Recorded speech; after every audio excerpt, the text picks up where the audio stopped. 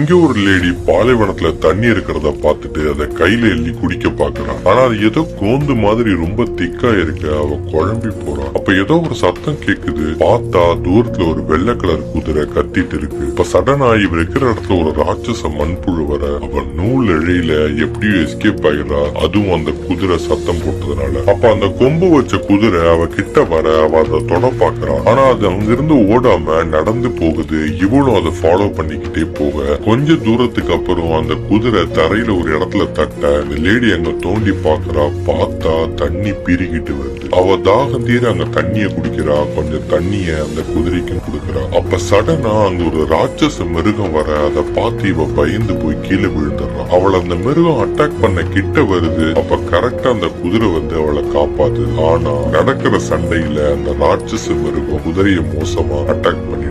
இத பார்த்து டென்ஷனான அந்த லேடி தன்னோட கைய நீட்டி ஏதோ பண்றா. பார்த்தா இவளுக்கே தெரியாம ஏதோ ஒரு சக்தி வெளிப்பட அந்த மிருகம் பறந்து போய் விழுது. கூடவே அங்க இருக்கிற பெரிய கல்லை எடுத்து அந்த மிருகத்தோட தலையில இவ அடிக்க அது செத்து போயிடுது. சரி, அடிப்பட்ட குதிரைய காப்பாத்தலான்னு கிட்ட வந்து அவ டச் பண்ண வர அப்ப இவ கையில மறுபடியும் ஏதோ சக்தி வெளிப்பட அடிப்பட்ட குதிரை குணமாகிடும்.